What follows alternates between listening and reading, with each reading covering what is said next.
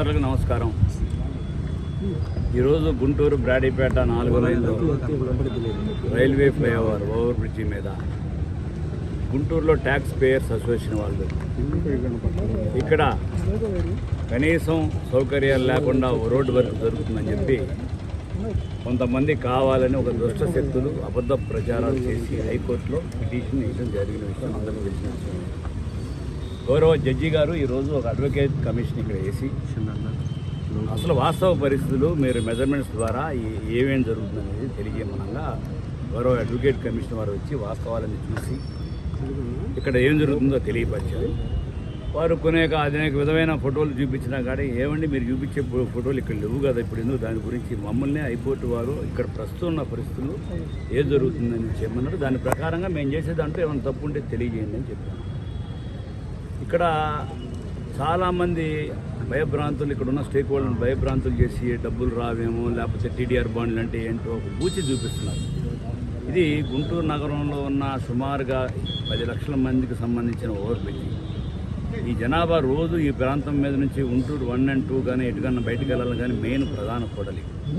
గౌరవ member of parliament Pemmasani Chandrasekhar గారు వచ్చిన తర్వాత అభివృద్ధిలో భాగంగా దీన్ని ఎట్లా అభివృద్ధి చేయాలని చెప్పి సెంట్రల్ గవర్నమెంట్తో ఆయన పోరాడి ఫండ్స్ తీసుకొచ్చి ఇక్కడ అభివృద్ధి కార్యక్రమం చేపడుతుంటే కావాలని కొంతమంది దుష్టశక్తులు ఆటంకవాదులుగా చేస్తుంది. మేము చాలాసార్లు అప్పుడున్న గౌరవ కలెక్టర్ గారు కానీ గౌరవ కమిషనర్ గారు కానీ గౌరవ మెంబర్ ఆఫ్ పార్లమెంట్ కేంద్ర మంత్రివర్యులు కానీ చాలాసార్లు అనేక మీటింగ్లు పెట్టి అనేక రకాలుగా వాళ్ళు చెప్పినట్టుగా ప్లాన్ యాక్చువల్గా అంతకుముందు మధ్యలో సింగిల్ పిల్లలు సార్ రానున్నలో మాకు రైల్వే అండర్ బ్రిడ్జ్ కూడా కావాలంటే కూడా ఆయన దానికి అనుగుణంగా మళ్ళీ ప్లాన్స్ చేంజ్ చేసి మరలా అనుమతి తీసుకొచ్చి మొదలుపెట్టారు. వీళ్ళకి కోర్టులో వేసిన దానికన్నా టీడీఆర్ బాండ్ల రూపంలో మీకు ఇంకా 2 లక్షల రూపాయలు ఎక్కువ వస్తాయి అని చెప్పినా కానీ కొంతమంది న్యాయవాదులు కావాలని అపోహ సృష్టించి ఆ కోర్టులోనే అంటే వాళ్ళకి ఫీజులు వస్తాయి, వాళ్ళు కాలయాపన చేస్తున్నాయి, వీళ్ళని కూడా తప్పుదారి పట్టిస్తున్నారు.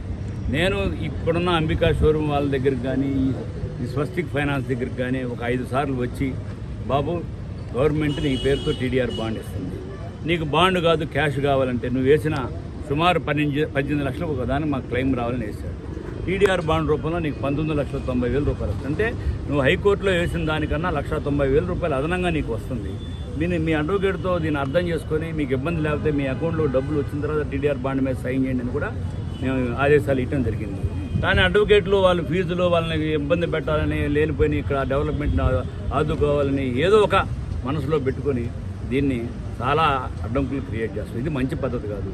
ఇది కూటమి ప్రభుత్వం సంక్షేమం అభివృద్ధి 2 ప్రధాన ధ్యేయంగా గుంటూరులో పనిచేస్తుంది.